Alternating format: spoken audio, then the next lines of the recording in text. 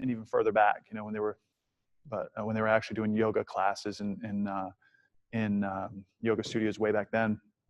But obviously technology has gotten to the point where we can literally get any kind of music we want to in seconds, right? You can get on, and a lot of what we've collected as far as music goes has been done on Pandora or one of those, you know, where we can listen to a song that we like or a band that we like, and we drop it, turn it into a radio, you know, Pandora, a station, and then listen to whatever else comes on and just like it, and then collect it and start buying the music. And so we built a big library. We used to not do music in the Nyata class, and that was traditionally in the Bishnagosh lineage for that same reason. Pretty much all the teachers that came from that lineage just didn't play music because of the style didn't do music. And a lot of the original styles in Krishmacharya was the same way back in the day. They just didn't have music because what it took to actually get a band in or get somebody in to play music constantly, it was too much of a hassle. So, but again, now you can literally put music on like that and have it. And so we think it's a really great addition to it because it gets people into a state of being, which is important. It's what we're doing anyway in a yoga class, right? So something else I'm going to add to that. I think that's it. When you're making a playlist, it's important. We're going to talk about some of the specifics, but it's important to realize that there's a framework behind it. We're going to show you a framework with it, and it's important to understand that there is a framework and that you want to follow a specific framework for it, because when you get it right, it's going to match the energy of the class. And when I say energy, it's how people feel when they're in the class. Just like the lighting. Right? We don't turn the lights up right in the beginning and have them blaring the whole time all the way through to the end, right? We monitor the lighting, and the lighting's low in the beginning. It softly goes up. When the most intense part of class, it's at its brightest, and then when we finish the intense part, it goes down a little bit, and then slowly goes down for the rest of the class, right? So you notice that hopefully in a class, especially now after practicing doing this training, you'll notice how teachers have control over the lighting. You'll notice how teachers have control over the heat, right? When you come in, it's not at its hottest. It shouldn't be. And then as you practice, as the heat goes up, and then it's an intensity, right, part of the class, and then it slowly goes down, and then we finish it off at the end with hopefully no heat. Some teachers get stuck, so you've been in those classes too. But music is the exact same way. So we'll start by... Real quick, let me jump in real quick. Yeah. It's really, really important. This is super important. What we're going to talk about is looking at it as a drop-in setting in a yoga studio. That means everything, because you don't know who's going to show up to the class that day. They're coming in for an experience. Versus, hey everyone, I'm going to have a hip hop class this coming Saturday at 6 o'clock in the evening. They know they're coming in to listen to hip hop as they do yoga. Do you see the difference? You're pre-framing them with, this is what you're going to get. We're doing an 80s class. We're doing one of our teachers like, can I play Tool? No, you can't. Unless you set up a class, that's a specialty class, like, hey, you Tool yoga lovers, would you like to have yoga to Tool? Yes? Okay, come into the class. You see what I'm saying? Like, or country western. Is that even a thing? Country music class or something like that, right? Yeah. It is specifically called out in the beginning that I'm going to do yoga to country, or I'm going to do yoga to rock and roll, or I'm going to do yoga to hip hop, or I'm going to do yoga to classical, or whatever the thing is. Taking that out of consideration, that's not what we're talking about. You are offering a class to people who are coming in to take a stability or a flow class from you. It's super important, because we're not saying that doesn't work. You can't play anything you want. What we're saying is, in a drop-in setting, we will have all the guidelines that we're going to put around what we suggest is because it's a drop-in setting, because they don't know what they're coming in to get. And so they shouldn't be getting country western, if that's a thing, or hip hop, if that's a thing, whatever the genre is that you like. Cool? Johnny Cash. I'll tell you why in just a second.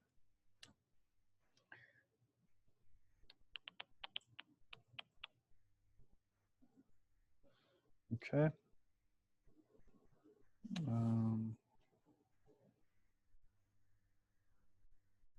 You're just checking Facebook real quick. Just looking at Facebook. There's a couple things on Facebook. So, some comments that I'm like, what the fuck?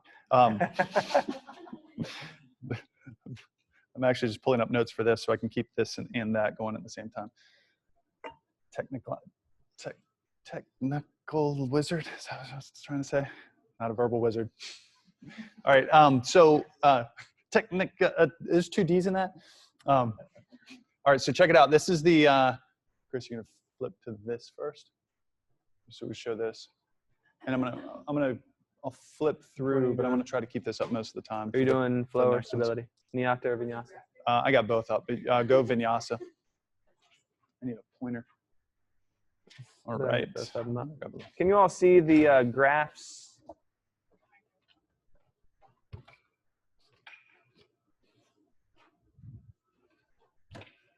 All right, so what we've pulled up for you guys, this is vinyasa. This is nyata. So what I want you guys to notice here, and you have this in your, I think it's in class composition in your manual. Basically it's a breakdown of a vinyasa class, a 60-minute class, 75-minute class, and 90-minute class. And again, you have this document in your in class composition at the very end of the vinyasa section. And so basically what it is when we're making a playlist for an entire class, we're making a mini playlist for step 1 and then blending it, however we need to blend it, into a mini playlist for step 2, step 3, 4, 5, 6, and 7. Those mini playlists could be as short as 1 song. Like for inversions, usually it's a 1-song playlist.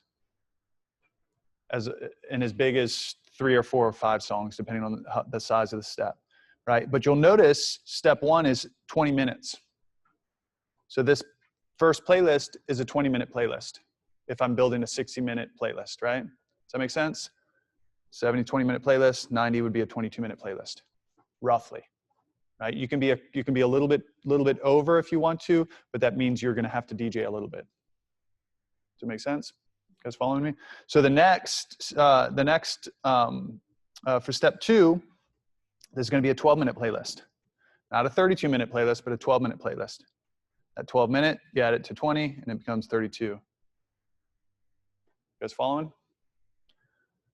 Step 3, 8-minute playlist. Step 4, 3-minute playlist. Step 5, 4-minute playlist. Step 6, that is a 6-minute playlist. Did I do that math right? Yep. And then step 7 is a 7-minute playlist.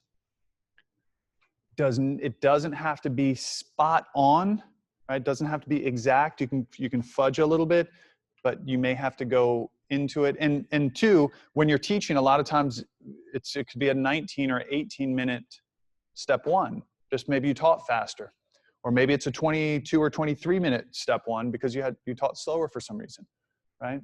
So that can happen also. So it's okay to have a little bit of fudge room.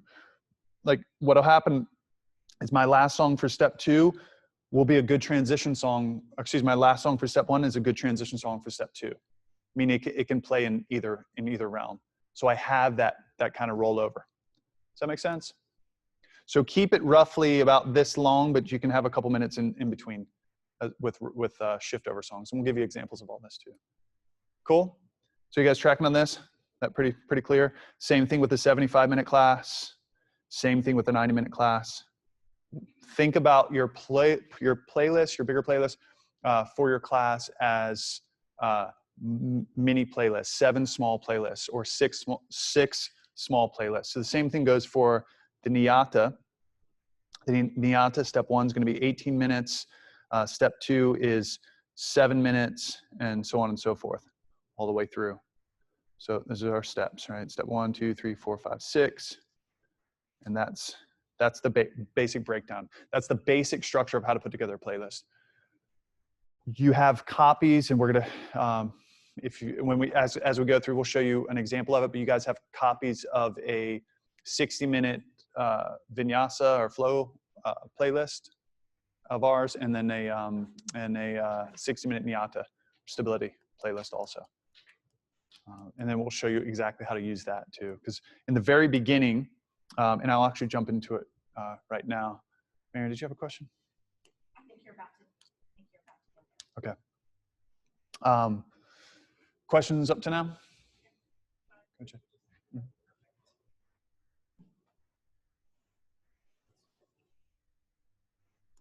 Cool.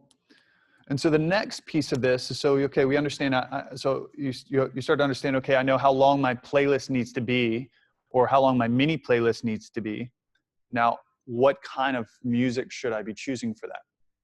And we're going to get into specifics. We'll talk about words versus no words, the style of music. It's important, and Chris mentioned this. It's important to be as non-genre, well, it would be, really wouldn't, but non-genre is kind of what comes to mind. But like, there is a genre to it, but we don't want people to go, oh, that's a pop song. I hear it all the time. We should not be using any songs that people hear on the radio. Do not, or any songs that were on the radio before. Don't, right? Because instantly when people hear that, it shifts them into a thought. There's a song that comes on the radio once in a while that pulls me all the way back to when I was 18 or 19 working in a restaurant. It was the most popular song, #1 hit song. They played it in the restaurant all the time. Drives me crazy, but to meditate afterwards. What did you say? No, just on the radio. But it wouldn't surprise me that I'm sure yoga teachers at some point played it. The song Happy by Pharrell, that was huge in yoga studios when that came out. Like, so many yoga teachers were playing Happy. Like, it's a great message, it's a cool song, not in the yoga studio. We don't do it, right? Because that, for some people, that was the greatest song for them when they were in their relationship that ended really bad, right? And when they hear it, it pulls them back into that experience, and they're in their heads all of a sudden, right? This is pop songs. This is why pop songs, we don't play them, right? Because it's too related to people's lives because they're hearing it on the radio, right? And then it relates that to some experience they were that was going on in their lives at that time, and pulls them out of the experience. What we're trying to do is get them to focus. And it ends up vying for the attention of the experience in the first place. And you as a teacher there's no way you can compete with an entire band, and the music and the rhythm of like that song for the attention of your students, because there's a beat to it. Like music, this is it's a slippery slope with music because it's super powerful, but it can also be very distracting if it's not done well. And that's why we're like, don't play the pop songs, like no Dave Matthews Band, don't like Jack Johnson, like John Mayer, don't Ben Harper. They're great artists and great music, but not for a yoga class.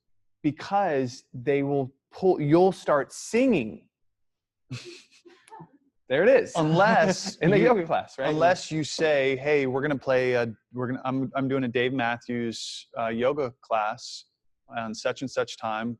Then people are like, "Cool, I'm gonna go into that class and we're gonna listen to Dave Matthews, or I'm gonna do a John Mayer class, or whatever I'm gonna do a I don't even know what you would call that genre, but I'm going to do that genre class where you're going to hear John Mayer and Dave Matthews and Ben Harper and those that kind of music, right?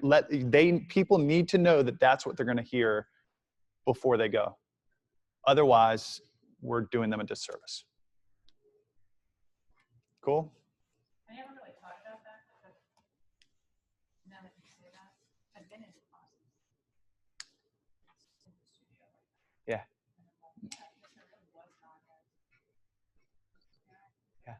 Mm-hmm. Yeah. Yeah.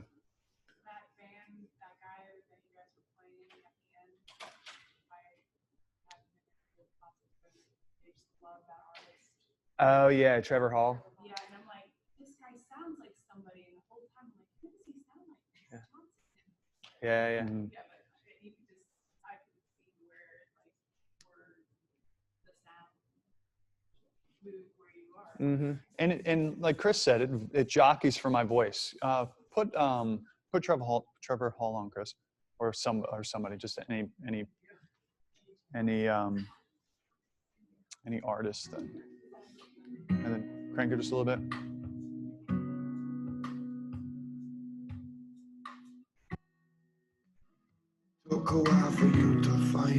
Inhale, sweep the arms high. As you exhale, fold forward. Inhale to a long spine, bend the knees and float your right foot back. Strong back leg, heart pressing forward and through. Maybe send the hips a little lower. Inhale, as you exhale, step back to downward facing dog. With an inhale, come forward into plank. And as you exhale, lower all the way down to your belly. Untuck the toes, ground the tops of the feet, engage the thighs. With inhale, lift the heart. Feel the hands press down. Fuck. Right? I was at a concert where I saw him, like actually saw him play live, and I'm not listening to him. I'm remembering that concert and where I was and what was happening. Yeah. But you guys, there's an experience of we're jockeying for your attention. I went on one of the worst dates of my life. Maybe not when he's quiet and it's just the music, then your attention, oh, I'm listening to John teach. And then he comes back in and you're like, oh, what did he say? Oh, I can't, like, you recognize, because it's English, you recognize that. And then you recognize my voice and your attention's jumping back and forth.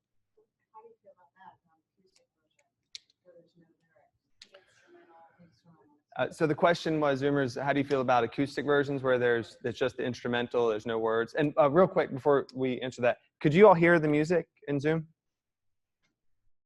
And could you hear John teaching over it? Did you get the experience that everyone got here, kind of-ish? Like the challenge of vying for your attention? Yes. Did that equate via Zoom? Yeah. It's very challenging. Super challenging, right? Right. Okay, cool. Awesome. So the answer method is, it goes back to, is it a pop song, and is it going to jockey for somebody's memory?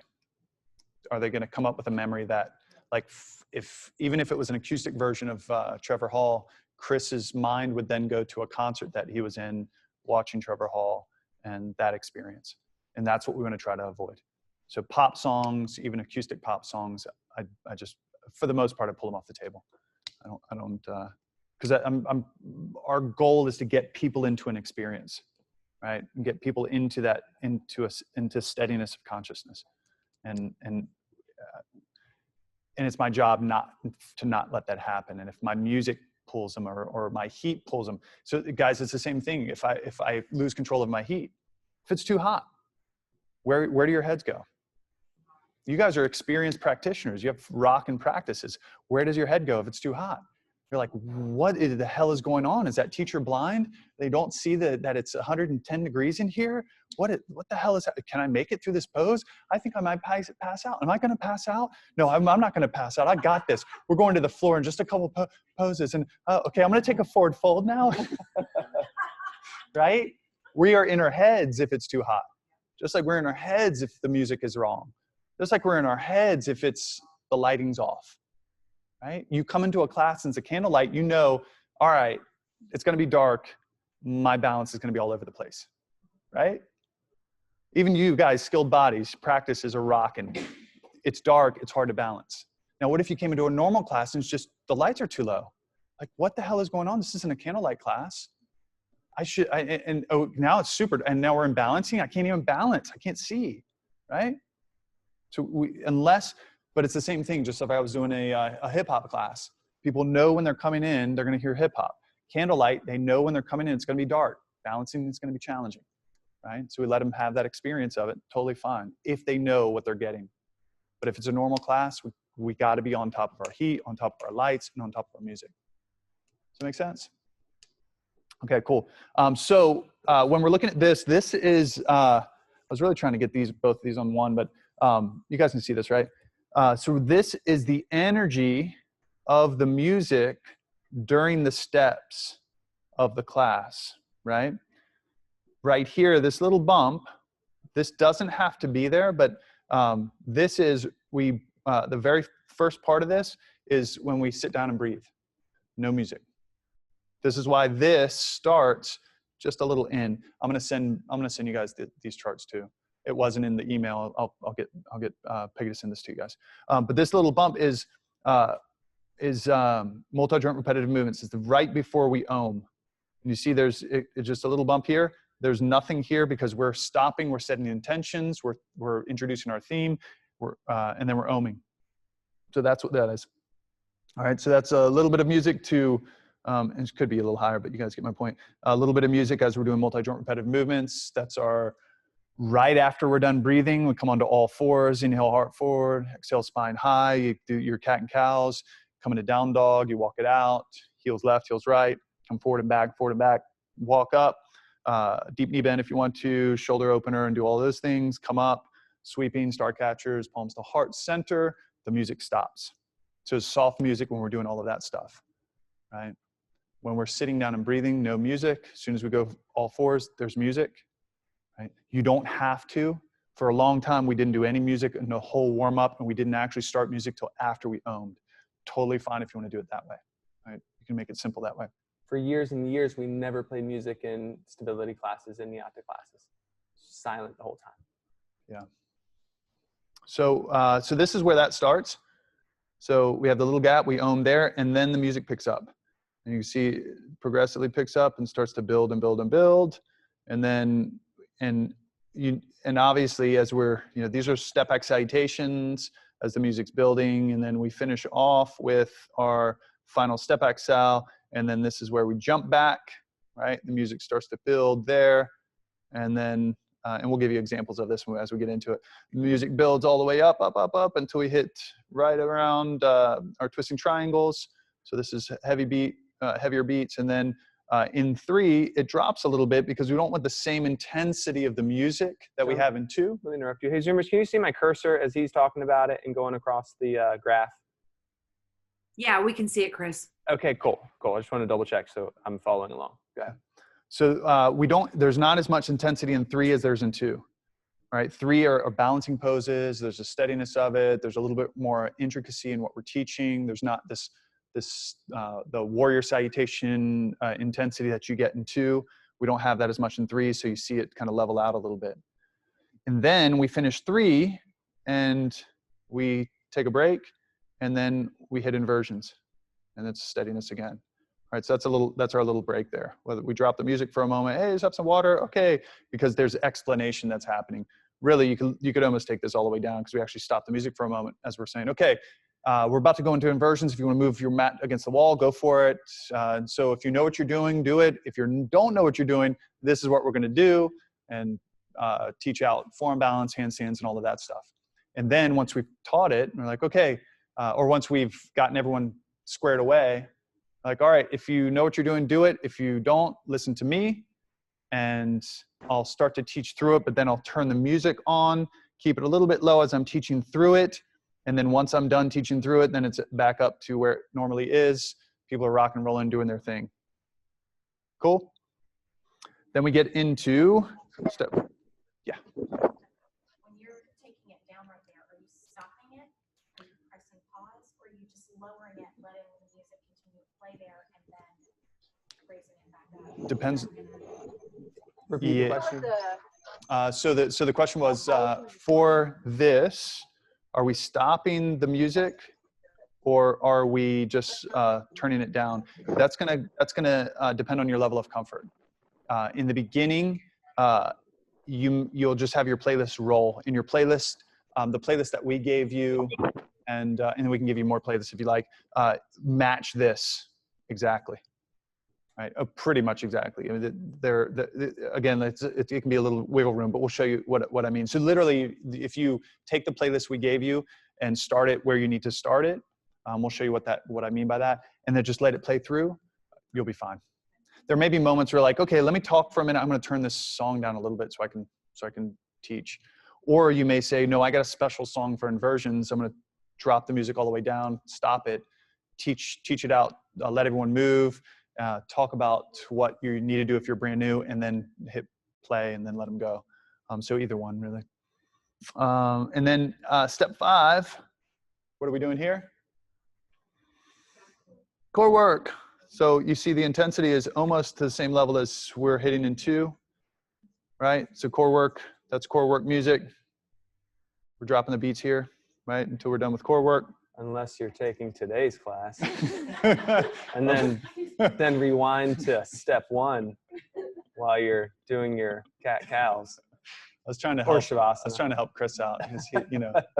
His voice was a little bit like kind of like fingernails on a chalkboard kind of thing. So I figure you guys need some soft, mellow chord music. All right, so that's core work, right? We get high beats there, and then we go into 6. 6 is back bending. That drops a little bit, but we want, and we'll talk about this, what we're looking for in 6 is songs that are emotionally stirring, I guess is a good way of saying it, right? Songs that are emotional, because it's hard opening, it's back bending. So there's some good stuff there. And then we get into 7, and you see 7 starts to really fade out. So we're going, so pigeon, right side, left side, and then we go to our seat, stretching, and blah, blah, blah, all the way down. And then that's Shavasana. This could actually drop around there, and then you could have no music for Shavasana or really, really soft music for Shavasana. Cool? So that's the flow of it. As we go through, I'll see how it goes. I'm gonna try to keep these up actually, because I want you guys to be able to see this as we're playing with the music. Niyata, a little bit different graph for Niyata. Right, we build out mountain pose, so there's no music at all. We build out mountain pose, we do our breath work. Then it starts right after we're done with our breath work, right? Music starts, gradual build through 1, picks up through 2, sustains through 2 and 3, drops a little bit for 4, and then spikes as we do our core work, mellows out a little bit, and then we have our back bending. Back bending is going to motion. We'll show you that. And then step 6, it mellows off, Shavasana there. This could also kind of be what you want to do with your lighting to some degree. This is the energy of the class, basically. All right, so the music's going to do, but the lighting's kind of that way too, to some degree. You know, you drop the lighting a little bit for 4. They're, you know, if they're looking up at the lighting, you want the lighting a little more mellow. If you have can lights, you may, you know, there's, we have friends of ours that have different lighting where they have kind of these chandelier lights that drop down. So if you look up, it doesn't bother your eyes. So there's some alternatives to it. So the LEDs, there's some cool technology with lighting that we haven't jumped into just yet, but they have LED lights that can actually go blue and purple, where it can give a dark feeling, but there's still light in the room, and a bunch of cool stuff. So anyway, so there's some different options. You guys good with this? Questions on that? Let's go Beth first. So, like in the 60-minute Vinyasa, would you say that you make a playlist for about 55 minutes? Starts out there, pushing for you? Yeah. So Repeat the question. So the question was in like a Niyata class, because the start time is deeper into it. I would take we could just take a playlist, but basically the playlist, yeah, it would start, and I would even go even more, because you're looking at building out mountain pose and then breathing. So with 10 minutes, you think, Chris? I embed more because there's always a little variability that I want to adjust for. And so in certain songs, I'll add a couple minutes where I'm like, that song could work in 2 or 3. And so I'll just bridge the gap. And I'll also add more Shavasana songs, because at the end, you could just play no music, but at the end, you could also say, all right, I know there's going to be, in the way we approach it, 10 minutes or 15 minutes of potential Shavasana after the class is done. So I'll create a longer playlist that I know I have the flexibility to adjust inside of it. Yeah. Sherman, do you have a question? I think you answered it. You don't start the music until after the ocean drive. Exactly, yeah. After that, yeah. So we'll go no music when you build out mountain pose, and no music as you do the breath work. Cool. All righty. Let me jump to the next one. We'll take a look at this. Yeah, we can cover some of this, and then I'll jump back and forth, because I want those slides up for some of this other stuff. But so music has the power to create different emotional energy in a class. We talked about that. It adds the same texture to a class as it does in a movie. Have you ever watched a movie that you love, and you turn the volume all the way down, some of the more intense parts, and it's a little bit like, right? Have you noticed this? How, like, music is one of the most important pieces to create the energy and the drama or whatever energy they're trying to achieve in the music, the excitement, the intensity, the horror, horror music. Horror film wouldn't be a horror film without the music, right? It wouldn't be scary, right? That's what gets you into the experience. Music in a class is the same thing, right? It allows energy to shift, which is important. It adds that texture. Each step will have its own energy or tempo, and thus the music must match this energy. We talked about that. Each step is like a mini playlist. Okay, so we're going to break down the steps. You guys have this. I'm going to pull it up on my phone so I can read it from there, and then I'm going to pull that the chart back up. So because I want you guys to be able to look at that as I'm talking about this stuff. Okay. So the notes that I'm going to be reading are for a flow class, but most of it applies for a Nyata as well. So first step, so step one, silence until cat and cow. We talked about that. Silence until cat and cow. So that's where that little hump is, right before that. So that's silence, and then cat and cow starts right before that little hump. The little hump is the music for that. If music starts at cat and cow, we talked about that, you don't have to. It is a meditative intro and is turned off for the intention. Bless you. That's what this is. So there's no music right here. So we turn it off for intention setting. The music for the first step back salutation should have a steady meditative rhythm, which slowly builds the energy from the beginning intro. Right, so there's the step backs, and this slowly starts to build.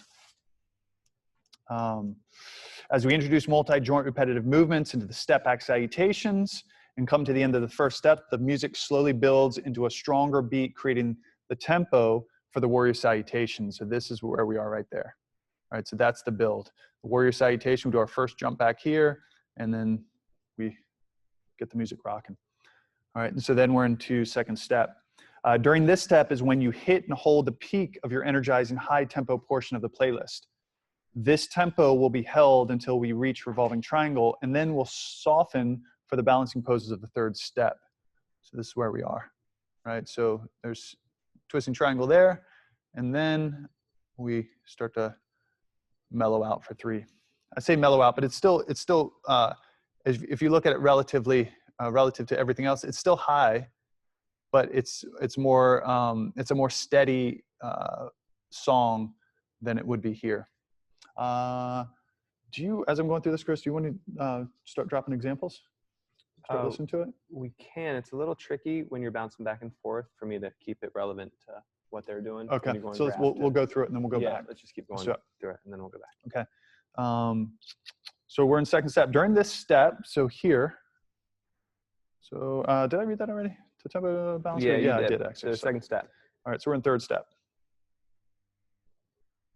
So third step. So we are here.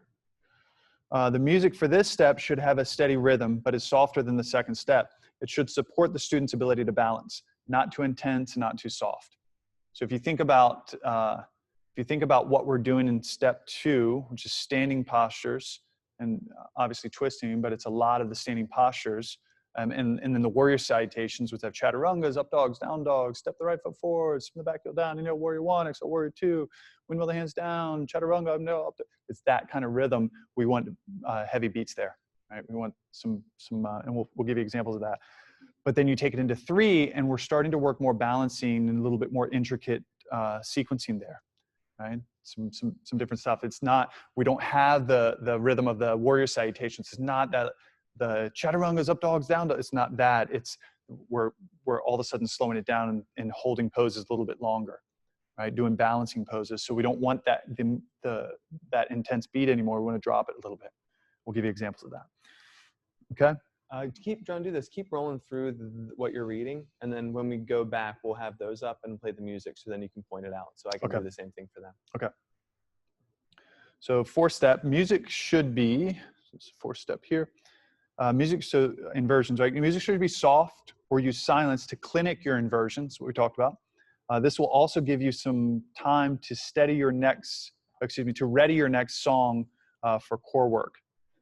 When you finish clinicking, a steady upbeat song can be used, but should still not overpower your voice. So that was 4. And then we're jumping into 5. Core work. Core work music should have a good beat with good energy. The beat and tempo of the music should match the tempo and rhythm of your core work. You guys have been in a class where whoever's counting out the core work is offbeat, right? Offbeat to the music and maybe offbeat to their counting, right? It's like, trying to follow along, right? Try to match that best you can. Try to match your counting to the beat of the music if you can. Sometimes it's one of those days. But it's less important for you to count to the beat of the music, although that's kind of like the high water mark. If you can do that, do that. And more important for you to at least have a steady beat of your own count. You know, like 1, 2, 3, 4 versus 1, 2, 3, 4, 5, 5. You know, like you got. I'm exaggerating to make the point, but like if it's off, it's just off. It doesn't sync. What you'll notice when that happens is the teacher's trying to catch the beat of the music. They're trying to figure out the beat of the music, and so all of a sudden their counting's all over the place. Or you've been in it where they're counting too fast. Like you're doing bicycles and like 1, 1, 2, 2, 3. And like, holy shit, I don't know if I can keep up. I'm dying. And what do? You're like, I'm not listening to them anymore. I'll find my own beat, right? Good. Okay, so sixth step. We are working into the deep front line of the body where emotions can rise very close to the surface. In this part of class, we want the music to support the opportunity for students to let go of old emotions or baggage. A song that invokes passion or a song that stirs the heart is what we are looking to play. This is the last peak in our playlist before we shift into meditative rhythm, working towards stillness. This is the last peak before we shift into 7. All right? And again, we'll give you guys examples. And then 7th step, this is the last step where we are preparing for Shavasana. So we're here. The music should create the feeling of calm and quiet, not too many notes, too much beat, or too many words. The less words, the better. Ambient music that allows the student to move into deep stillness is our focus. Shavasana may be silent, or a song that is very soft and light may be used to create a drifty, beautiful background. What we want to avoid in 7 is too much beat or music too loud. Maybe the music is good Shavasana music, but the volume's too high. We want to avoid that too. Or it could be a song that's a little bit more of like, it should have been used in the beginning of 7 and it got stuck at the end of 7 and it still has like just too much. You could almost listen to it if you weren't in a class, like, oh, that could maybe work for Shavasana, but you're laying in Shavasana. No, there's too much beat. Try to give you an example of that too. Questions? Yeah, we're really, especially the Shavasana, like, obviously you can see we're kind of detailed with all this, but like, especially in Shavasana, like we're real like strict about like, it's just too much beat. And it would be like elevator music. You're like, there's no way that's too much beat. For Shavasana, it's too much beat. I mean, think about like, if you were to meditate to music, what would that sound like? It would be like super relaxing, very ethereal, like as peaceful as can be. So any little like, it's too much. And again, we're very specific about it, but it's super important because the music is so important to evoke the experience that you're having in the moment. Yeah. What about like white noise?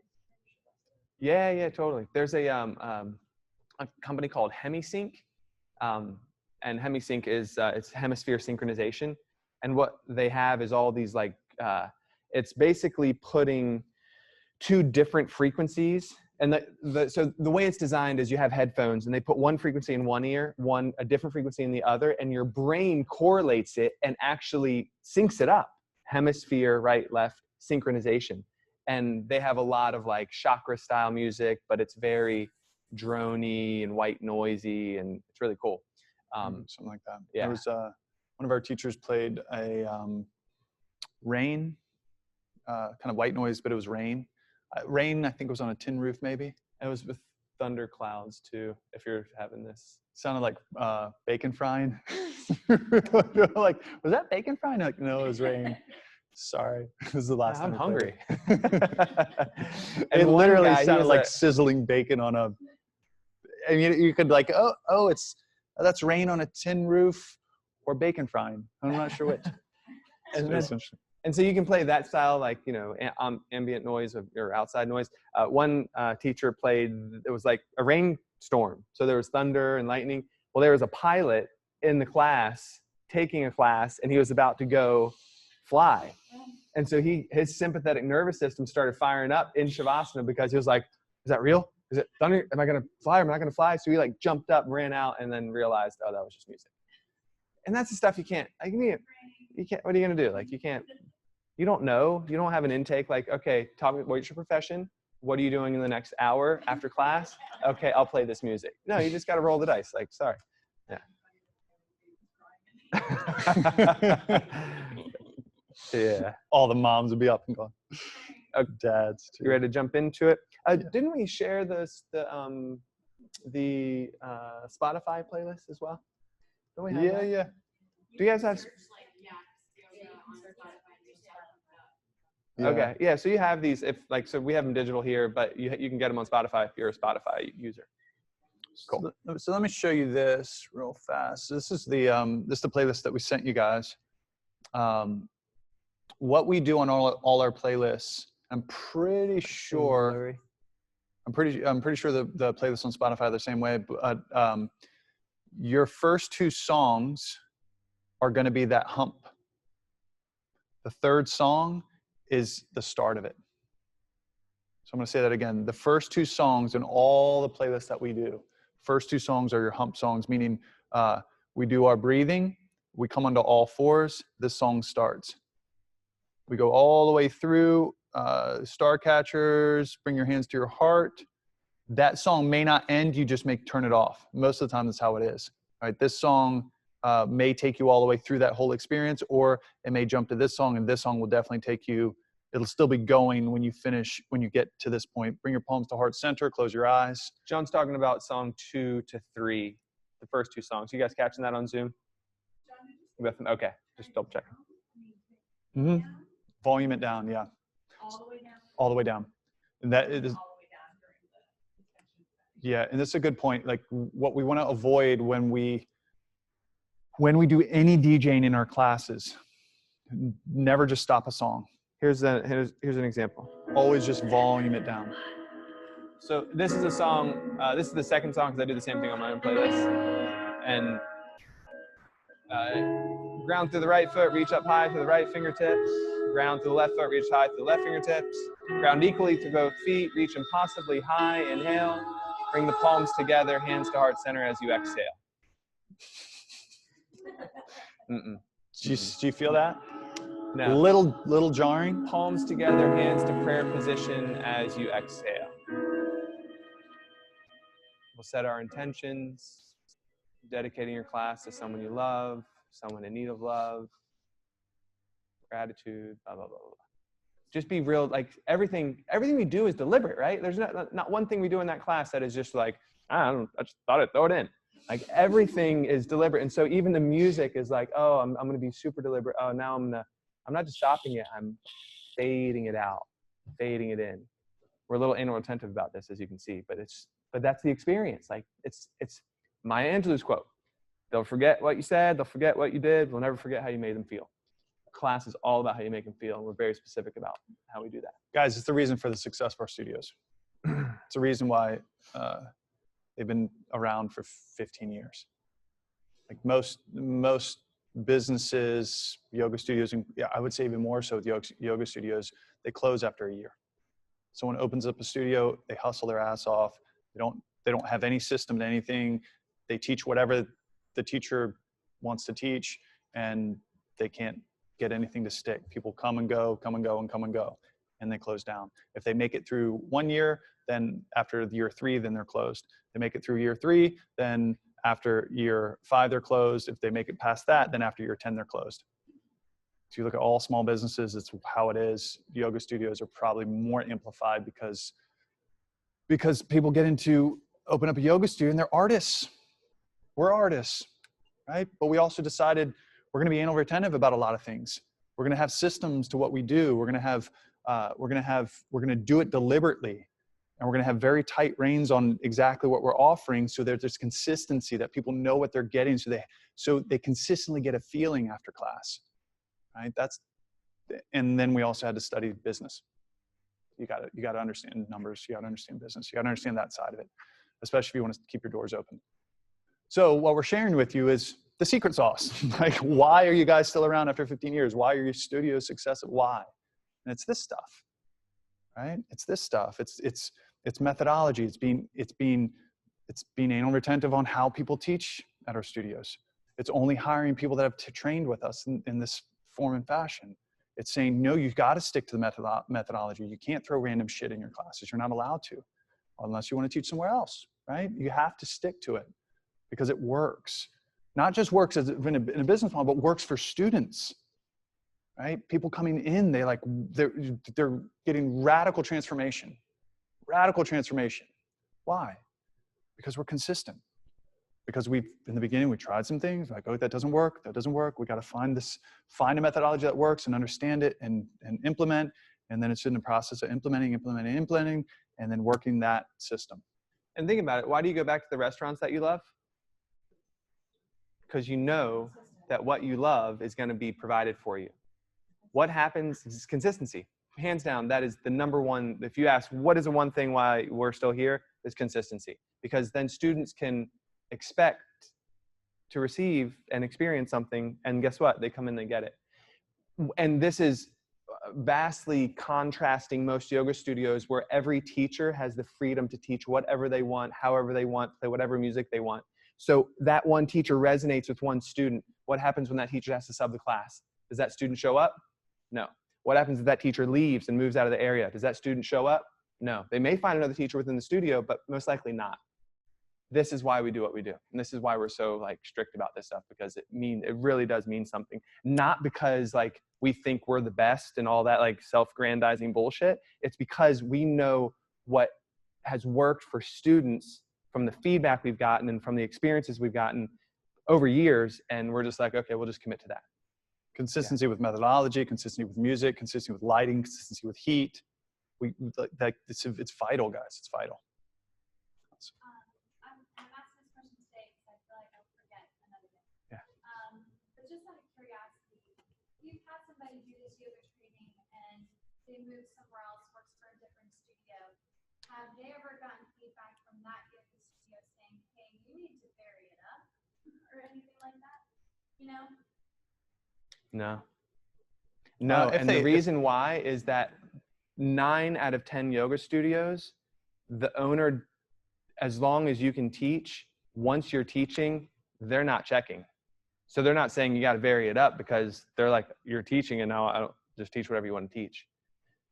In the vast majority of students who have graduated from our teacher training, they go anywhere and they're like, hell yeah, come on in, teach. Because you have the ability to teach stability class if that flows in whatever culture they have, or flow if that flows with whatever culture they have. And over time, it's just human nature. You're going to change it up. Yeah. But we do, I think kind of where you're leaning is, because we're so consistent, do people get bored? Yeah, all the time. Do people are like, yeah, you should vary it up. In fact, there's one person, I think I may have told you, but the beginner class at one studio in the area is harder than your level 2 class in the area. And I'm like, cool, go. I don't care. I care and I don't care, but because I'm not because of our why. We're really clear about why we do what we do. And that organizes everything else. And so when someone has an opinion, because we do get a lot of not a lot, but occasionally we'll get flack from someone, typically someone who's practiced another place, and they come into the area, they move, and then they're like, man, this is it. Where's all the flair? I'm like, we don't do a lot of flair. Stability classes are stability classes. Flow classes, there's a culture of consistency with a little bit of anomalies and differences here and there. And we're comfortable enough in our methodology and what we've been doing to let them not be okay with it, you know?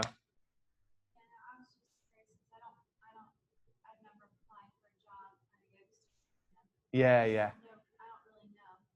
We'll talk about that next weekend for sure, but you will from all the experience we've had, wherever you go, you're going to be fine. Yeah, we'll be warmly welcomed. Yeah. I mean, not that this really matters, but I'll just speak to this. I have two different girlfriends who live, one lives in New England someplace and one lives out west someplace. And when they asked me where I was treating them, and I told them they're like, because they do yoga a lot, they're not even instructors, and they're like, oh my God, I know about that. What? Oh yeah.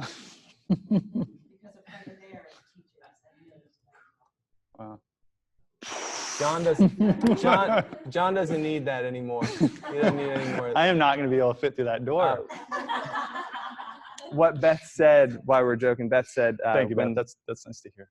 she has friends who don't live in the area, and when she told them, this for Zoomers, sorry, I want to say it again. 'Cause it feels really good. Just say it again. Hold on, Beth. They Could you knew say us. that We into don't my know them, and microphone? they're like, oh, they've heard of us. So like, all right. Okay, I'm thinking the names of the studios, where they Thank you. Every day, if you could, that would be nice if you could repeat. Yeah, right. You didn't. I never stepped on the axe to go for the training. I was word of mouth about the teacher training before I came. Yeah. Drink the Kool-Aid. Cool. Where did we leave off with that? Oh, consistency, I think. We're talking about consistency. So yeah, guys, we'll talk about this next weekend, but like when you leave here, when you go off, you know, obviously, we'll talk about what we do when we bring a new teacher in, and the whole the audition process, and then what a lot of other studios will do for their audition process. But I think more importantly is like, what can you do with this? You know, back in the day, so like in 2000 and 2002, 2003, when we got certified, there weren't a whole lot of men doing yoga back then, which kind of wasn't that big of a thing, not like right now. And when we finished our training, we were like, all right, the only thing we can do is go and just open up a studio. That's like, if we want to do this for a living, we got to kind of move in that direction. Whereas now there's so many opportunities in this world that that you guys can literally take it wherever, whatever direction you want to. And we want to talk about a little bit about that too next weekend, and give you guys just some ideas with it. And maybe we'll get into a little bit of some of the marketing ideas or strategies, a better way of saying it, for you guys, just to get in that mindset when you're finishing. So cool. Okay, so so for the first two, are there any other questions? Or we jump back in? That's good. How about the Zoomers? Zoomers, you guys good? Any questions? Everyone's good? Cool. Okay. We'll get into listening to some music here in just a second. Yeah, we'll jump into some music. So these two are going to be your first, or your in the vinyasa. This is your hump songs. And so the first two songs, if you get a playlist from us, the first two songs are these. When you hit that, when you get them, like Chris just did, those songs will be longer than this time. So you just have to volume down. When John's saying the hump songs, he means this little hump right here. Is everyone clear about that? Cool. Anytime, so you may, there's been times where I've accidentally had my iPod on shuffle. I hit the playlist, the first song plays, and then all of a sudden I'm over here and I should be right here, you know, or I don't realize it till I'm like here and I get a song that's like there. And I'm like, oh, what is going on? And I go over and realize it's on shuffle. Even then, when I have to do like kind of oh shit moment, I'll still volume down. I'll still DJ. So I'm not just going to hit, like, be abrupt with it. It sounds better, you know. It sounds more, it's your DJing basically. So you just volume the song down, like, oh, the song's ending, and then you hit the next one, volume it back up, and you're going. Right. So it doesn't matter what Chris showed. Doesn't matter where you are in the class. You may have a moment of, you know, you hit the wrong playlist, or it's on shuffle, it's on, something happens, and you need to You need to juggle. This is why when those moments happen, they're going to happen. They will. When they happen, this is why we're saying get your structure down. Don't try to change it up too soon. Get your pattern down so you can literally be over there going, inhale, sweep the arms high, exhale, fold forward, inhale, long spine, bend the knees and step your right foot back. Strong back leg, heart forward, inhale. As you exhale, step back into down dog, right? You're doing that. You're teaching as you're trying to figure out what the hell is going on with your iPod. That stuff's going to happen. Right? So this is why get the structure down. Don't change it for a long time until it's just wired. Until you're having dreams about teaching or nightmares. You'll have those too. This is my control issues coming out. I have a nightmare. I haven't had it in a long time, but I used to have a nightmare of teaching where I walk into class and I'm teaching and then nobody's doing what I'm saying. And then random people start walking in and I'm like, no, this is a class. You have to leave. And then I'm like, and it just starts turning into chaos. And I'm like, I don't know what I'm doing. Control issues. So telling. So telling. Okay, so let me jump back to the playlist. Let's play some music.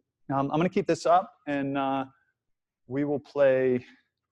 You want to do Vinyasa 4? You want to do that playlist, Chris? Yeah, we'll do Vinyasa Flow 4. And then we'll go through this. We'll go through this playlist, and also I'll throw some songs on from my playlist that I've been playing recently, and I'll just let you know what they are, just so you get some variability of like some different options. Cool. And you guys have, what's the app that listens to songs? Shazam. Shazam. If you guys have Shazam, you can hit Shazam. Siri does it now. Apple bought Shazam and they put it inside Siri. So. Did they? Yeah. Smart. Yeah, Apple. Shazam. So now every time you get an Apple, like an iPhone, Shazam is already inside of it. So you can just ask Shazam Siri, is like, hey Siri, if you what's hear a song? you can you open up the Shazam app, hit it, and it'll listen to it, and then it'll tell you what song it is and give you the option to buy it. Through iTunes, of course. Go change her voice to a British man or something. You can just add it to your Spotify playlist for free. Yeah, exactly. If you have Spotify, if you have Spotify, you can put it on that as well. I guess you're paying one way or the other, right? Yeah, exactly. Totally. Exactly. Whichever. They'll get you one way or another. That's fair. Yeah. All right. Here is Utopia Al Kahira. So this is from the playlist we sent you guys. So that email, it has at the very bottom of the list of PDFs, there's the playlist. So this is what we're going to work off of for just a moment.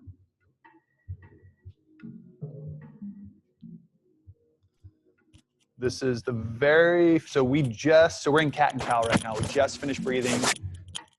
We're doing cat and cow. Come on to all fours, inhale, heart forward. Exhale, spine high. Inhale, heart forward, gaze forward. Belly drops through. Exhale, spine high, bow the head, draw the tail down, send the middle of the back way up to the sky. Inhale, heart forward, gaze forward. Exhale, spine high, bow. Inhale, forward. Exhale, high. All fours. And here's A Journey Within. Wayne Jones, his yoga album, like almost every song could be Shavasana or like beginning or end. Yeah, it's really ethereal, super mellow, really great.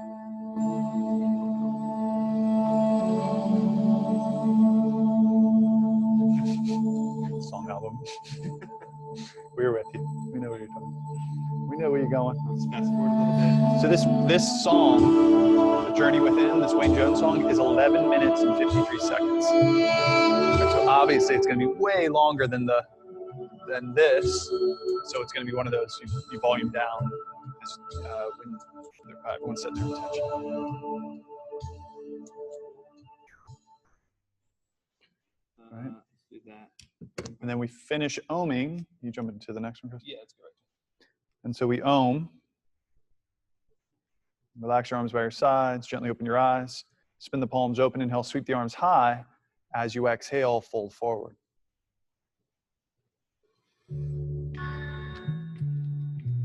Place the hands to the shins. Inhale, long spine. Exhale and fold. This is one you could Shazam as Matt's mix. Matt's my friend. Made me a mix. He said, And so I called it Matt's mix. That's not it. Sorry about that. You can bring it over here. Just gotta get so pay close attention to like the beat, the rhythm of it. Starts obviously it's not like crazy beats per second, beats per minute, but it's like more, right? It's gonna increase in the tempo of the class. So notice, guys, this isn't this yet. We're not here yet. This is the build, right? This is a song that helps us build. This is kind of low, probably. You could almost like just go, start it up to there, and then build it. In reality, right? Because there's way more music than what we just played, way more beat than what we just played, and this kind of shows that it's the same beat, but it's really more up here, and then a slow build up to there. Cool. Questions? Everyone good? What's the name of that song? Grand Love Theme, Kid Loco. Cool. All right, this is Africa Cotton Belly remix.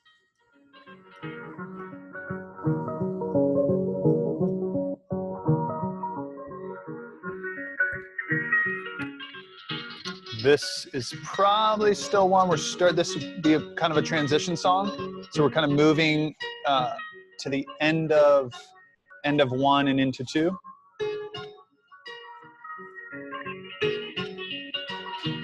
Wait for it. Not yet.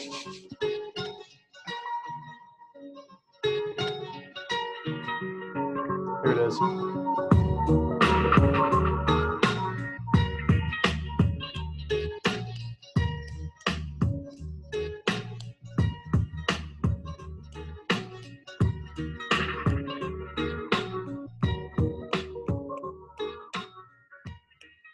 So there's Africa Cotton Belly. Here's Akiko. Notice the difference in beats per minute. I think the BPM could be beats per second.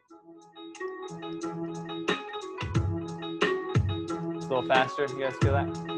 Beat dropped sooner. Right? It's a good transition from that song into this song as we transition into this. So we're probably in two right now and starting to build in two. Zoom, can you hear? Are you guys hearing this pretty good? You guys good? Okay, cool. All right, all right. We flow from Aikiko to Lebanese Blonde. Thievery Corporation, basically everything they do is gold. It's awesome. Literally any song you get from Thievery Corporation is awesome.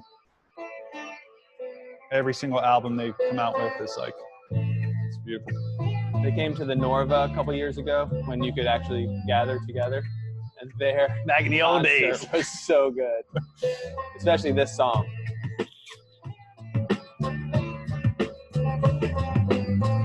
Back in the days where people did crowds.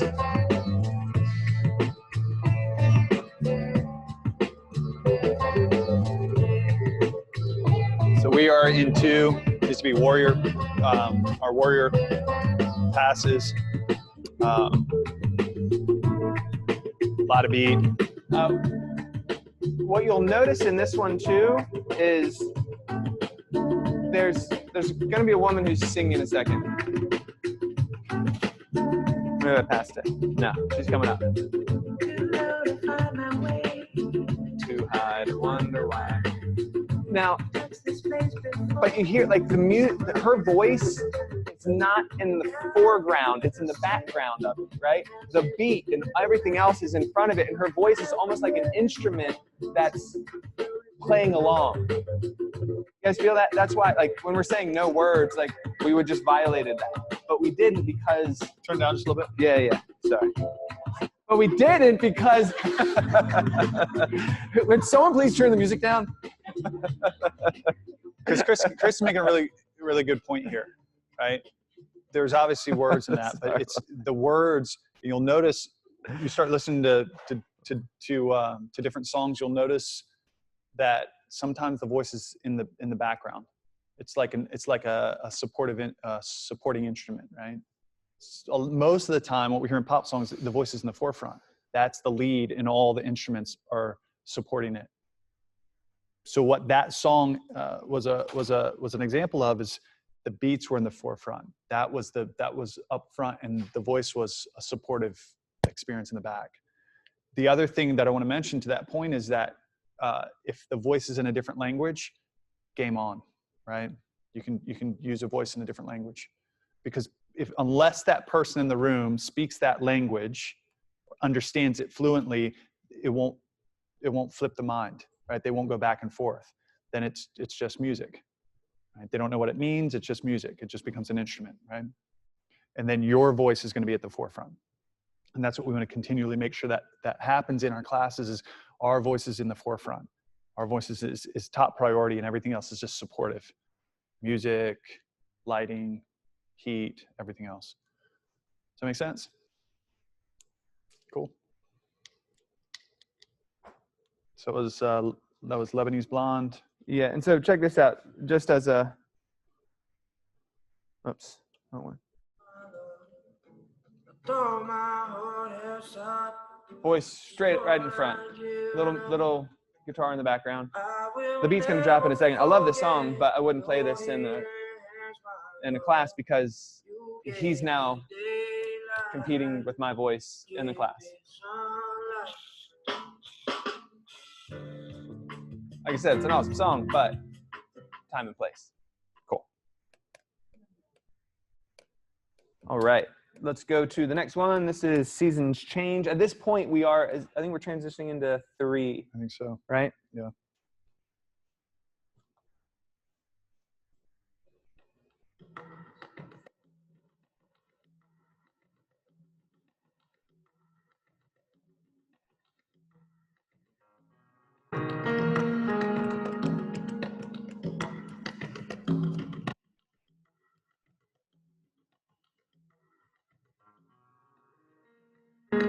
Fast forward it a little bit.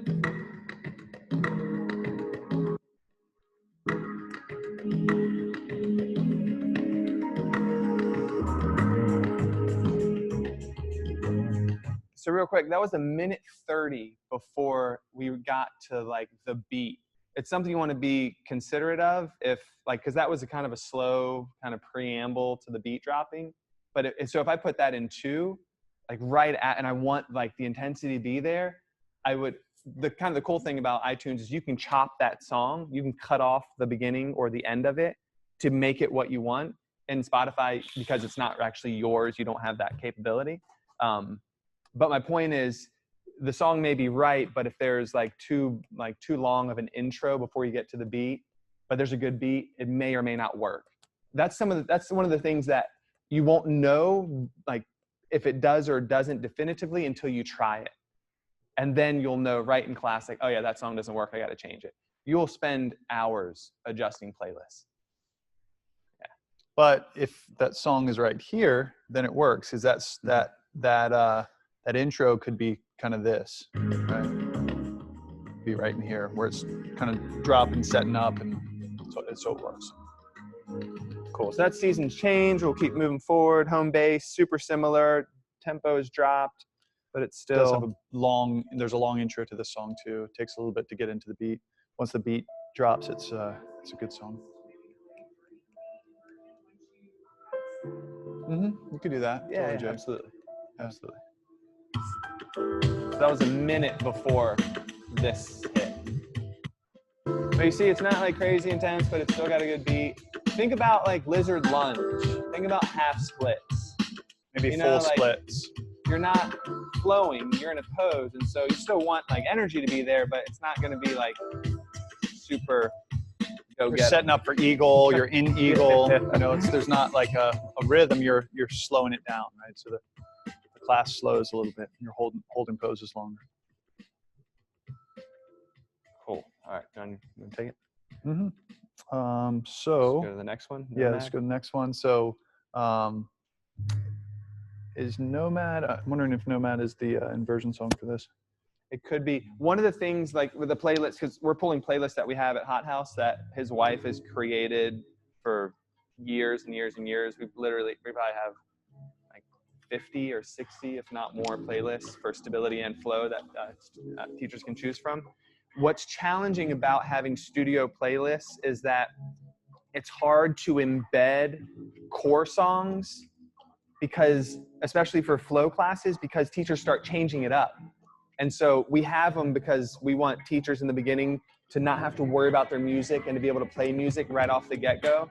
You can see the beat here, like it's a good one. But my point is, what you won't see is this pronounced, like, okay, here is the core song for this playlist, because we have ones that could work 4/3, 4/4, or 5. You know, like it's got to be able to flow without this big, like, because what would be worse is like, here's the core song, and all of a sudden I'm in like 3 still, and this big beat's coming in. You guys catch my drift? Like, so what we had in that flow on the graph is right, but we have to kind of make it a little more vanilla for just the constraints of what it means to be teaching at High House as a beginning teacher. So it's simplified. What we recommend, sorry, last thing is, sorry, I feel like I'm yelling again. What we recommend at some point is for teachers to create their own playlists.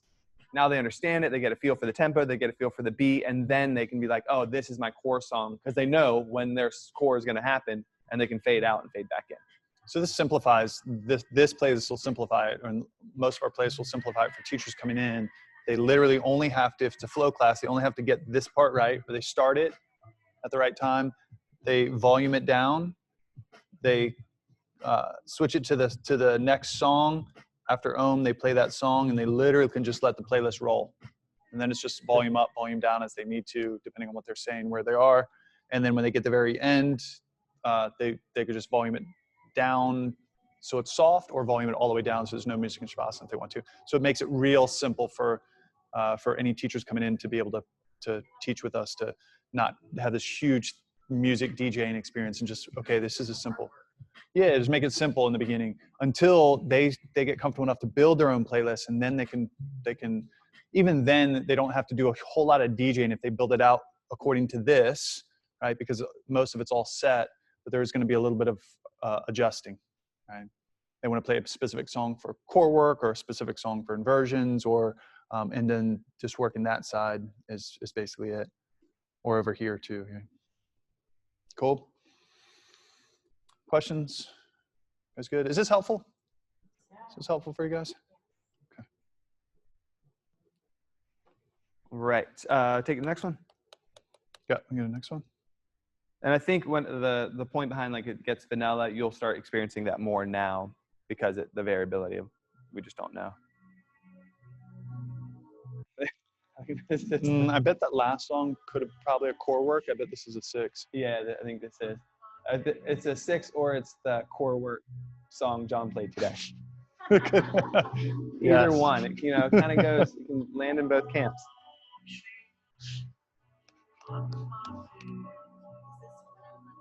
Yeah, 101 Delight. I'm going to fast forward it. This is at minute 22 in. This is pretty much steady throughout. This is most likely it's a song in here. This has more of an emotional feel to it. The drifty background voice. Yeah. Now you could probably pull that off. It could go like right there. It's a little depends how long the song is. If it was too long, it's too much. It would be too much beat if it went too deep into 7. But it's a really good, like, right through here. That song would be really good. Right through 6 and kind of in the beginning of 7, depending how long it is. You could do that too. This is Feasting with Panthers. This is Feasting with Panthers. Yes. This is Bombay Dub Orchestra. Yeah, Bombay Dub. Yeah, exactly. Ton of good music. Those guys have, or gals, I'm not sure which they are. They have a bunch of great music, a lot of good songs. From this point, we're now dropping legitimately into 7. This is Brian Fenish, track 2. So if you're looking at the playlist, you see there's 1, 2, 3, 4, 5, 6 songs. This is a 3-minute song. The next song's 7 minutes. The next song's 4 minutes. The next song's 6 minutes. The next song's 8.5 minutes. And the next song's 7 minutes. All for 7. Right, you guys see that? So obviously it's a way longer. So we're looking at like a 7-minute playlist, and one one of the songs 8.5 minutes, the other song 7 minutes, but it allows you to pull all the way into 7. If you needed to jump and make it softer, you have that option. Or if you just play it all the way until you get people in Shavasana and tune it and then volume it down a little bit so it's a softer song. And you'll hear how it's going to go from here. So this is too much for Shavasana. I wouldn't play this in Shavasana. It's piano, but it's too much. There's too much beat. Seriously, it sounds crazy. You may think, but look, here's the difference. That's Brian Fenish track 2. Here's Layers of Earth and Sky by Jesse Stern.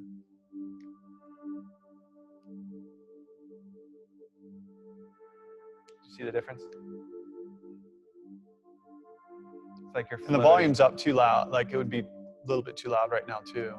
But this, you see the difference between the song we just, the piano was like, dun, dun, You're too dun, loud. dun, dun, dun, dun, dun, dun, dun. Brothers. I'll fast forward it to the. That's 2 minutes into it. Nothing. Do you feel the difference? You shouldn't, because nothing has changed. There's no beat to drop on this song. But I just fast forwarded 2 minutes and you would have never known, right? Because that's the idea. So let me flip to the next one. This is A Stream with Bright Fish. So I don't know where they come up with the names of these things. So that last song, good Shavasana song, but you could pull it off as you're going into stretching pose, as you're doing spine twists. Because also think when we're theming, this is the point where I'm going to start talking. I'm going to start talking about bring the theme back in, or saying the quote again, or my interpretation of the quote, or starting to tell a story at that point, right? And so I want the music to be a background drifty experience as I'm speaking and finishing the class off. Do you see a stream with bright fish? Yeah. Stream of fried fish. I'm hungry.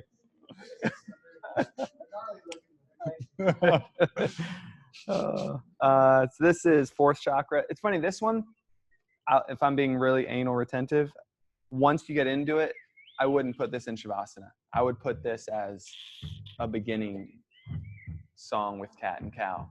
Immediately right there. Boom, boom. And it'll, again, this is me maybe being a little, exposing my OCD, but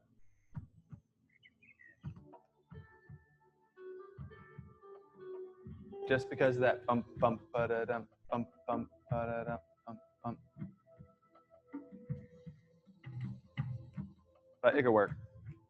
Here is East of the Full Moon.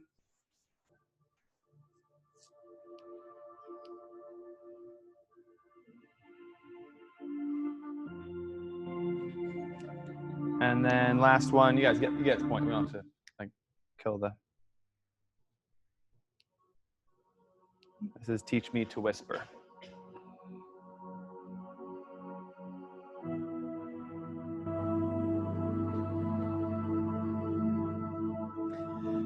Yeah. Bless you. Cool. Questions about that, Flo? Do you want to hear some different songs from my playlist for Flo? Yeah. And then we'll jump to stability, and then we'll call it. Okay. So real quick, if you want to get your Shazams ready, this is The Light by Album Leaf. Where would this land, Chris? This is very beginning, like when we Hump after song? what's that? This is the hump song, yeah.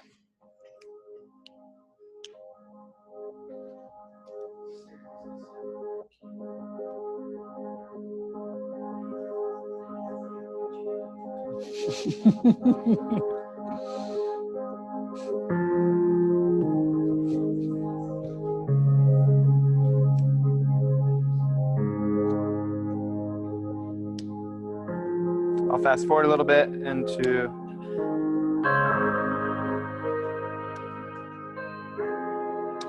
pretty chill. Okay, so that's The Light by the Album Leaf. That's like after meditating in the beginning, right in Cat Cow, that song starts. And then this is the second song that'll take me to Ohm. This is called Piano Piece by Ghosts of Paraguay.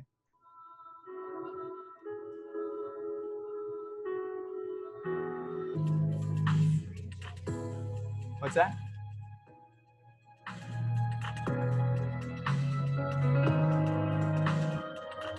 So this will take me to Ohm. After Ohm, this is the first song. This is called Opening by Superpose, P-O-Z-E, if you're interested. I really love this That's song. another good hum song. You can play that one. Okay. Muladhara. Cool. Let them listen to that.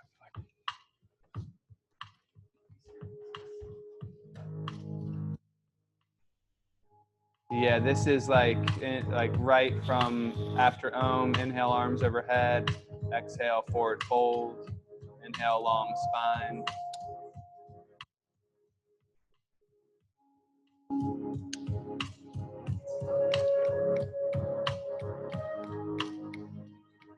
Cool. And then I'll play just my two favorite songs at the moment, which actually coincide with this is Jonnahae, Jonnhae, Part 2 by Fakir. That artist, Fakir, is awesome. Fuck you, Fakir.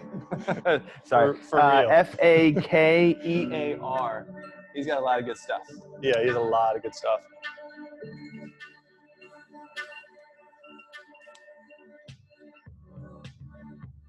Right? Yeah. Yep, exactly. Yeah, right. this would be in here.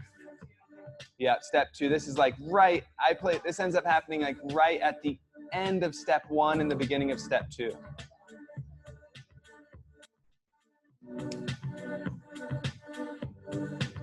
And I'll play the next one. Everyone good? Got that one? Okay, this next one. Oh, hold on, hang tight.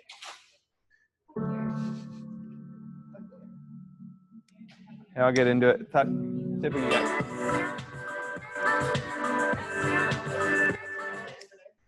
It's Jonnhae. I call it Jonnahae. That's Or French. Jonnahae. Jonnahae. Oh, hey. Yeah, Fakear. Fakir. Okay, and this is Song for Joe. This is also Fakir. I'm not making this shit up. It's real. There's another great song, Silver, the same artist, Silver, really good.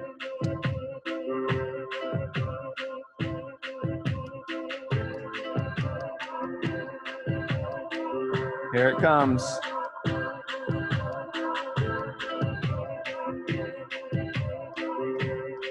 Here it is. Here it comes.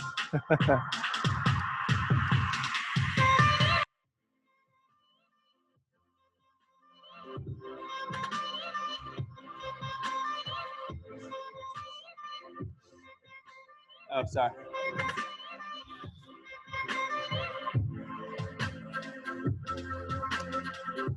Allison, your phone is kicking the shit out of Ben's phone.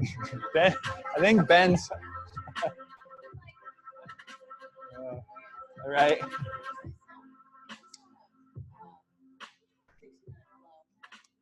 I play it in 60-minute flows. Yeah.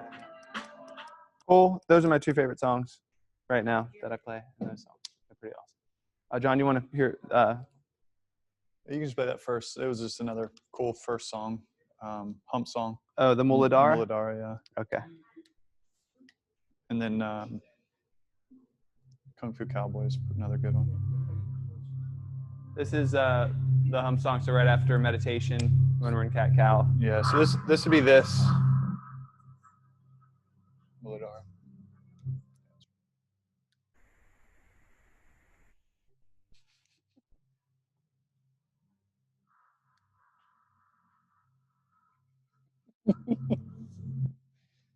Who's gonna win? Who's gonna win?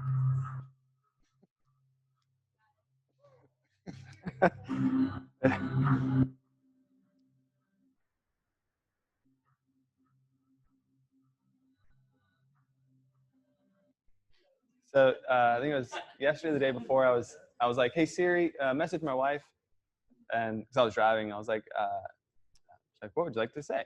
I'm on my way home, and then nothing. I was like, "Send it. Seriously, send it right now, Siri. Siri, I need you to send it." And she's just writing all this shit out. "Now, Siri, send the message now." And then finally she was like, "Message sent." So my wife got on my way home, "Siri, send it now. Send it. For fuck's sake, Siri, please send the damn message." Oh. Hey, Daddy, what's fuck? Yeah, exactly. Because his little girl well can aware read. of what an adult word is. His little girl can read now. So, what does F-U-C-K mean? This is a good one. Kung Fu Cowboy. I don't know if I'm still up. Yeah, you are way up. Here. No, put this one. That one's dead. Oh, it just died. It's okay. Okay. Don't worry. Oh, here's another good like end of one or kind of into one, beginning of two song. This is called "Inspiration Drive" by DJ Taz Rashid. You'll notice it. I think I've played it a lot over the last.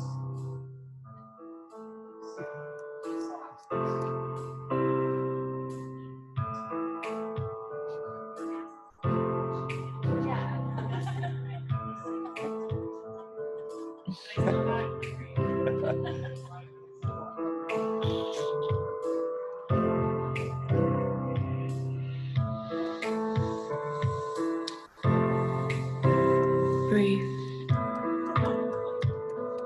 She doesn't say breathe a whole lot, which is why it works.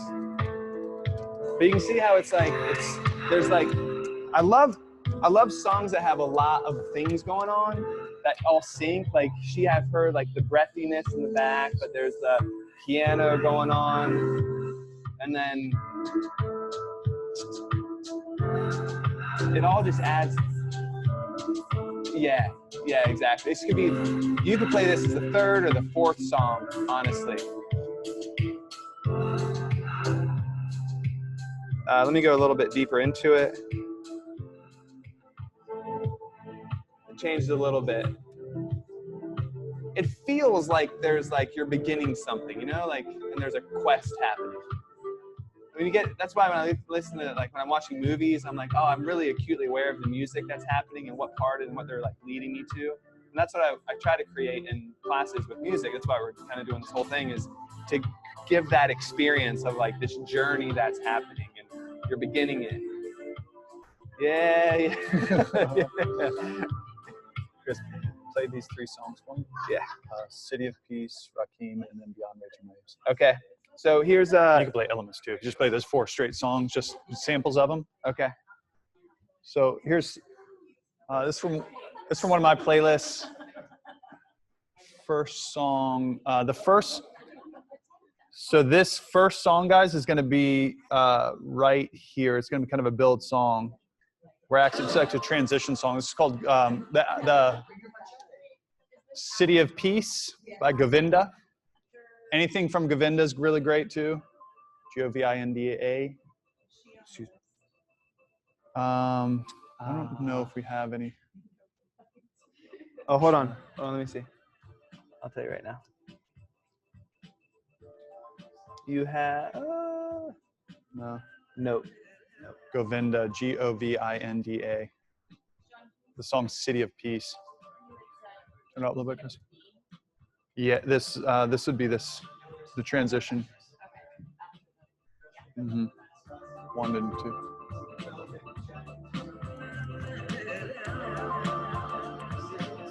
Yeah, this is "City of Peace" by Govinda. Let me fast forward a little bit.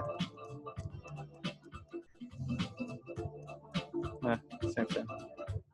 This is Rakim, R-A-K-I-M. Dead Can Dance is the artist. Awesome stuff.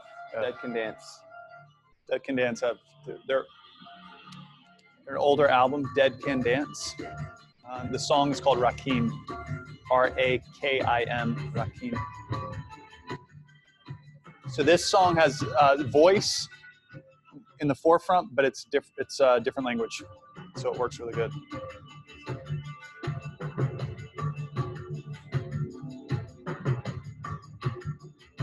So this,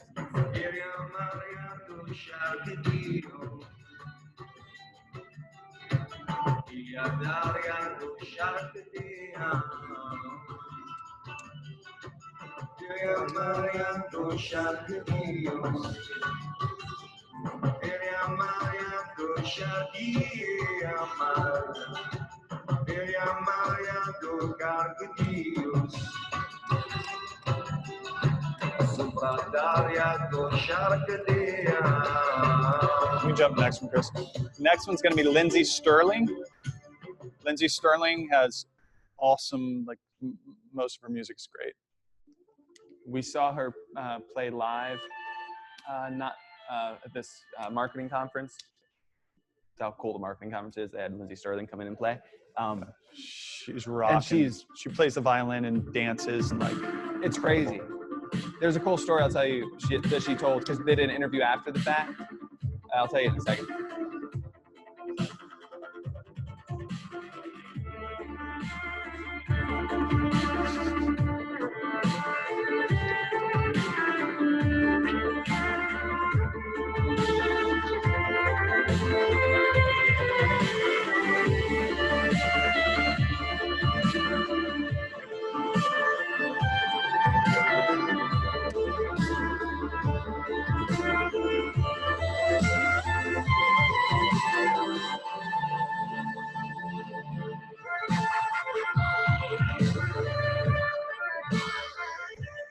Really good, really good. So she's talking about like her career, and it was Crystallize. Crystallize is the song that put her on the map and like skyrocketed her career in a way that she never anticipated. Prior to that, she was through YouTube. Yeah, She dropped Crystallize on YouTube, and within a day had 1 million views, 1 million plays. And she said, she was like, I knew at that moment my life was forever changed, and sure as shit it has. But before that, she was on one of those America's Got Talent. America's Got Talent with Simon Cowell. Mm-hmm. And she got, I don't know if she played Crystallize there. No, but she did the She did. dancing and the. Mm-hmm. And got eviscerated. Simon by tore Simon. her up. And you would think, so she has this, here's the interview and she's telling us about it. And because now, but like right now in your mind, she's like, but she made it. There, she's successful. She's like living her dream life, doing what she's doing. So she must have been like, you know what? I'm not going to listen to what they say. They're not going to get me down. And what she said was, he was right. I wasn't good enough. I wasn't. And that was a hard pill to swallow. So what I did is I went home and I started dancing more and training more and playing more. And I doubled down my efforts. And then that's when Crystallize popped. Really cool, because, you know, like, they told me I couldn't do it. And I was like, yes, I can. You know, like, and she was like, no, they're right. I wasn't good enough. And so I had to work harder. He was right. Right? She took it to heart and she used it as fuel to get her to where she was. I thought that was really cool. All right. Did you want one more song, John? Yeah, play the next one's Raging Waves. Raging Waves. Raging Waves, right, Chris? Yeah. Beyond Raging Waves. Beyond Raging Waves. I know I was missing something. And who's it by? Hold on. Hold on. Oh, you guys are Shazamming anyway. Technical difficulties. Well, some of you. Beyond Raging Waves. Serious hard of hearing on your phone. By DJ Crush with a K.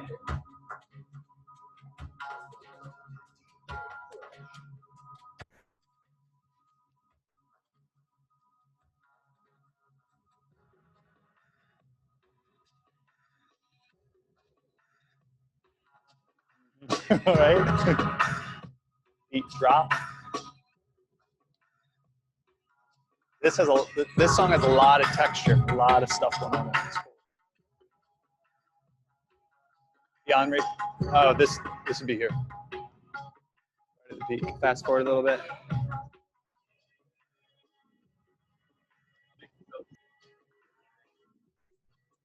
Everyone get it?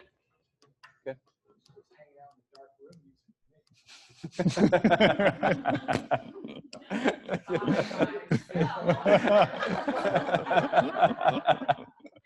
I'm sorry, did I say that out loud? Well, it is Ben COVID season, said, so I think most this of us is are hanging doing out that. in a dark room music for me. Oh.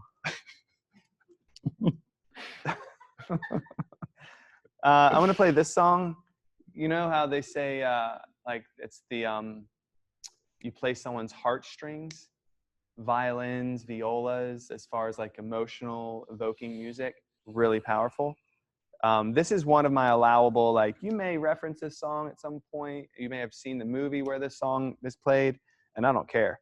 I don't care what comes up for you. I love this song. I'm going to play it in my class. See if you can spot it. Favorite movie of all time.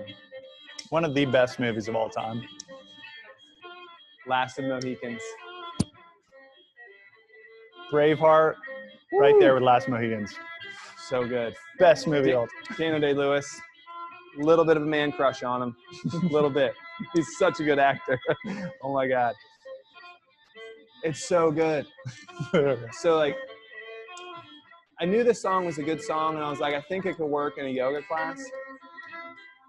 And this is it basically, but it gets a little, it gets, all of a sudden something comes up behind it that's like stirring. It's a little too many strings. I mean, you could probably pull it off in chord. This is a really good inversion song. So It starts building. Yeah, these are conversions. I can see him running through the forest to save her, right? Chopping guys down on the mountain. Throwing him off the cliff. I will find you. So good. So good. Such a good movie. It's about to crescendo.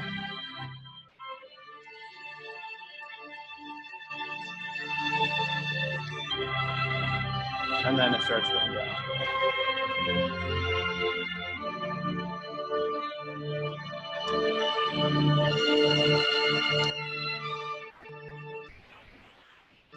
The thing about being in like Wheel, playing that thing, and Yeah, like that could be a right sick when that song. big thing hits, you're like, That could be here. that's what I think about almost all the day, every day, all of the days. But when I first played this song, I did it in step 2. I was like, it's emotional. I feel like it peaks. It's loud enough. It's got, all that stuff. I started crying while I was teaching. I was in that class. I don't know. And I started laughing. I was like, first, go fuck yourself, John. And then, here, I'm going to stop sharing so everyone can join in the fun. Yeah, no shit. I started crying. I don't know if he was in there. I can't remember. I barely know where he is day to day. No, and I don't know why. I have no idea. Like, it hit. I've watched the movie 100 times. I've got the soundtrack. I listened to it in my car. And I was like, I think I know what's about to happen. It's just a song. It's cool. And I wasn't ready at all. And for whatever reason, timing, right? The time of the month for me. I don't know. Like, guys have cycles too. We're just like 2 men to like acknowledge it. I don't know. I kid, but I don't kid. It's actually true. But in it, I started crying. I barely got my shit together. And all I could do is be like, inhale, warrior 1. Exhale, warrior 2. And I'm like walking away from wherever they're facing. I'm walking in the other direction. Oh, turning the lights down. It was wild. I've never had that experience ever. Are your eyes sweating too? Yeah, I cranked the heat. It's like, they will never know I'm crying. Yeah. Yeah.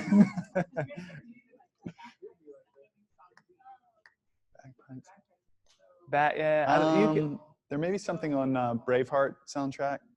Yeah, we play Braveheart stuff too. Maybe. Yeah, you're right. Yeah, definitely check out Last of the Mohicans. Zoom. Like, I've never seen that movie. It's a good one. That's a good one.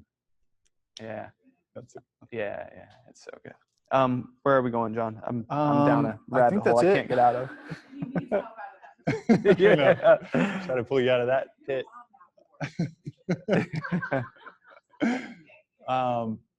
Any other? So any questions? I think that's working where we are. We're kind of at the end of this. Questions, comments, concerns? Do you guys want to hear anything else from any of the steps?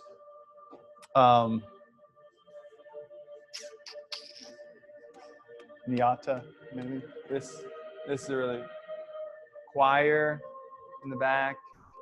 It's really pretty. Is this Miserere? This is, we call it Miserere. It's spelled that like you see this, it's probably French, and I don't speak French, which means it's probably mi. it's But it's actually spelled Miserere. Miserere. I'm pretty sure it's Miserere. No offense I to speak French, but French. this is this is a 7. This would be like kind of the beginning, middle 7. This wouldn't. We don't want to try to. I wouldn't finish with this song, but it's definitely a 7 song.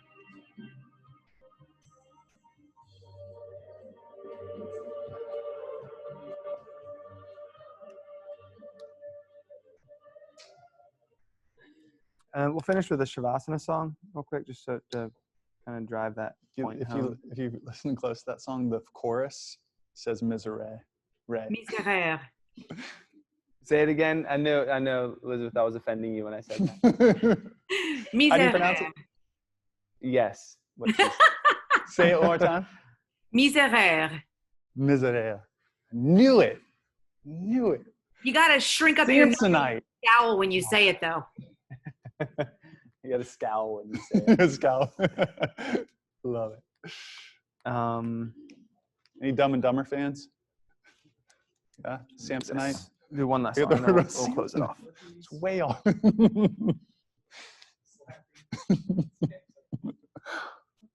Here's this is called Soul Merge by Ashana. Ashana, this album's called Jewels of Silence. She has a lot of really good Shavasana songs. Oh, hold on, sorry.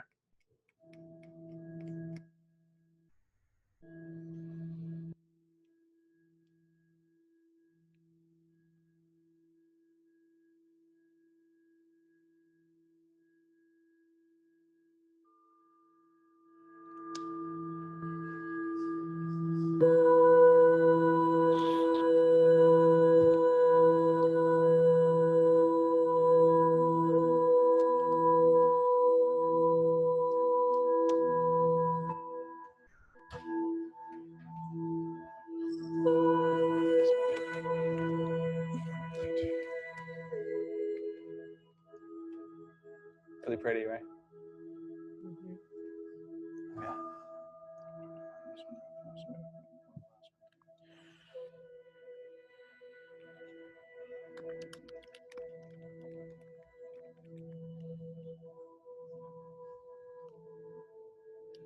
So good. Into minds would be cool. That's really good. Mm-hmm. And then part of life. Oh, okay. Yeah, here's another good one. These we're going through some of the more recent ones that we found that we really enjoyed. This is definitely going to be a beginning of 6 one. This is called Part of Life.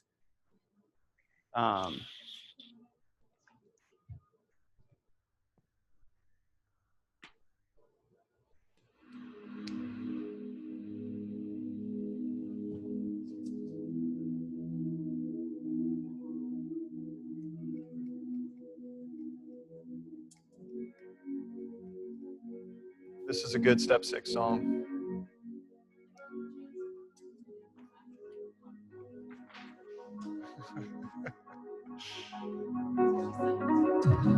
Oh, it's cool.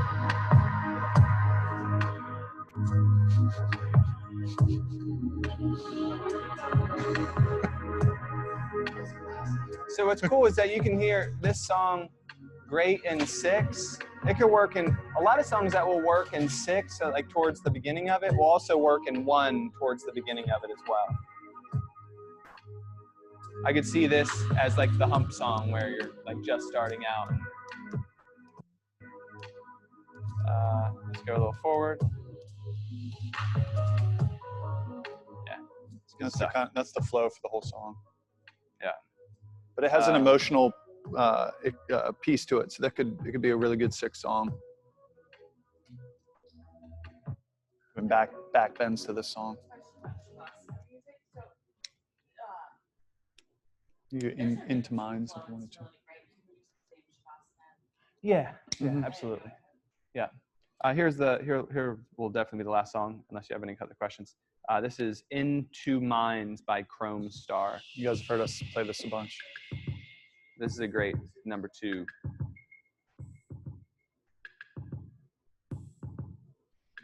It's a super textured song too. There's a lot of cool pieces going on in it.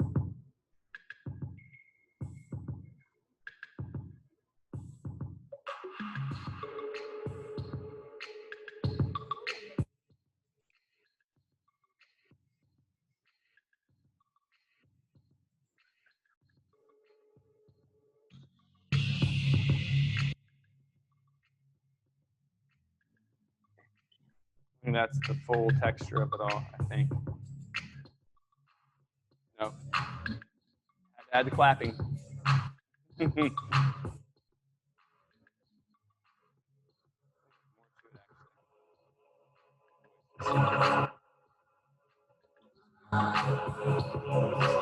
Into Minds. I-N, the letter 2. I mean, the number 2, and then Minds with an S. Into Minds. Yeah, step 2. Yeah, I love that song because it starts off and then it adds an element and then everything goes, and then it adds another element and everything goes, and then it just keeps building and building and building. And then at the end, they take an element away and take an element away and take an element away. It's a really cool song. Yeah, well done.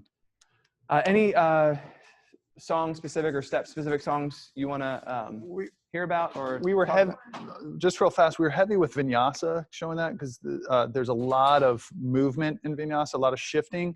If you look at the difference with Nyata, so there's going to be a slow build, but because of the nature of Nyata, nature of stability class, because it's slower pace, it's more emphasis on the poses themselves, the music, there's not as much of a peak, a spike. You see it doesn't go all the way up to there like it does in Vinyasa. But you could play some of the same songs that we were playing and just have the volume just a little bit lower, right? Not have it so heavy. It drops here, 3, turn around, light on your back, right? So here we turn around, light on your back, and we want the music to be softer for that time, where we're doing recline gentle pose, wind removing, and then you see that spike, core work. That spike is core work, right? So, and you see that core work is just as high, if not a little higher than that, right? So the core work, we finish out the core work, and then we turn around, light on our stomach, and we start to work the spine strengthening series. So that's where that is, right? So you can slowly build to heavier beats, and some of the similar songs that you may hear around this area. You can play some of these songs, it'd be fine. So you just work your volume a little bit lower at that point, and then have it run through 3, and then you transition on your back, and then core work, spine strengthening. You build this into your back bending. There's a little peak for your peak back bending. We go into camel, and then we drop it down into 7 as we fade out. A lot of the similar songs work for there too. Just understanding the flow of the Nyata, the stability, as opposed to Vinyasa. Cool? Yeah. Any final questions? Is that helpful? Zoomer is good?